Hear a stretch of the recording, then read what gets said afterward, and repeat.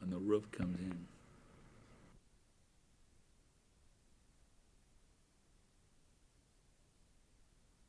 America is better because of Earl Warren. How about California? Oh, he was the only three-time elected governor.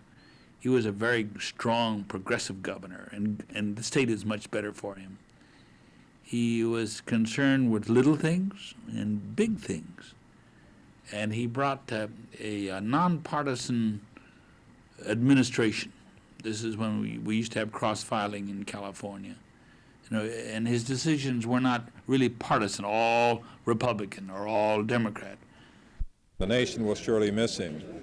While we remember him most for the Supreme Court decisions during his 16-year tenure, the school desegregation cases among them being a landmark, I think that what I remember most about him is the fact that here was a man who was cool at a time of crisis, whether he was an attorney general or a governor or a Supreme Court justice. But a man, most of all, who was committed to the question of compassion and concern for all people. Okay. Just how can we remember Chief Justice Earl Warren? So much is being said about him, so many nice things, yet you knew him personally. How do you see we should remember the former Chief Justice? I think we should remember him as a great American, a man that had tremendous courage, and yet a very warm person. I remember the first time I met him was in 1946, when my brother Gordon was just elected to the legislature, and I went up with him to see the governor. We sat in his office and talked to him, and one of the big thrills that my mother had when she was alive was that when he was the governor going down the street in Sacramento one day, he stopped his car, had his highway patrol driver stop his car, and asked my mother, Mrs. Hahn, where are you going? Can I take you somewhere? And of course she was terribly impressed at that when the governor took her to the nearby hotel where she was staying. Every Rose Bowl game Earl Warren came to in Pasadena. And I'd always, after the game, he'd wait till the crowd to go out. I'd go down and talk to him.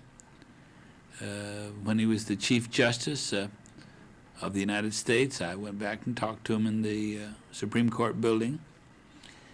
When the county built our courthouse over here, we asked him to come and turn the first shovel, the ceremonial function.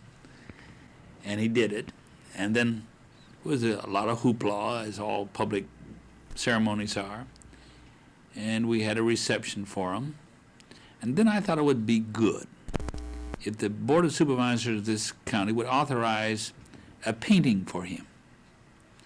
So after much debate on the board, I think it was a split vote. And I'm a Democrat, and Earl Warren is a Republican. But I said he's a great man, and we should have a painting in the courthouse for him. It went through the board of much fighting.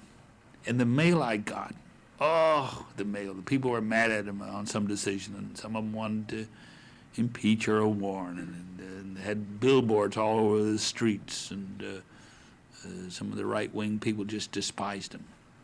We had a ceremony in the courthouse to unveil the picture.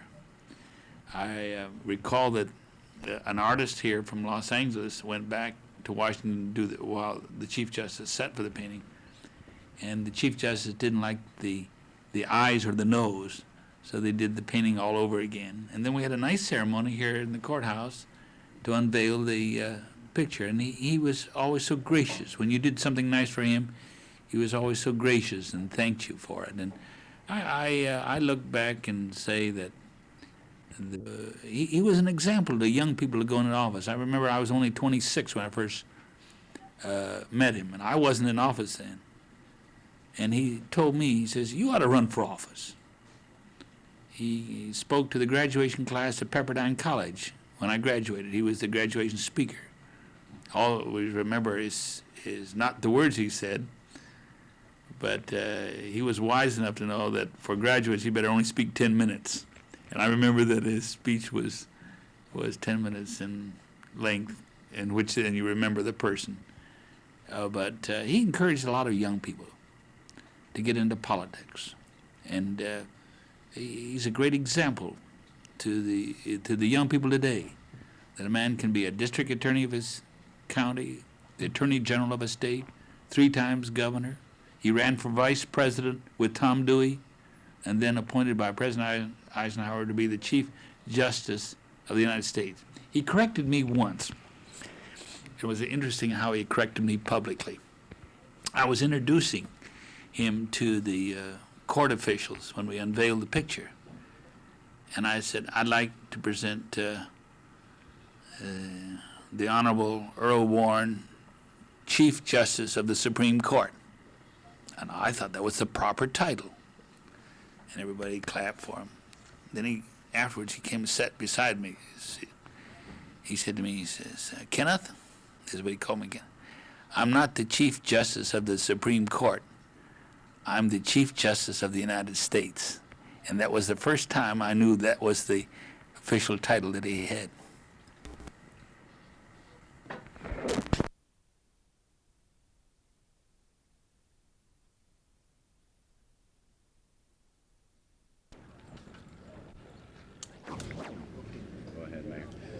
I was deeply saddened by the death of Chief Justice Earl Warren.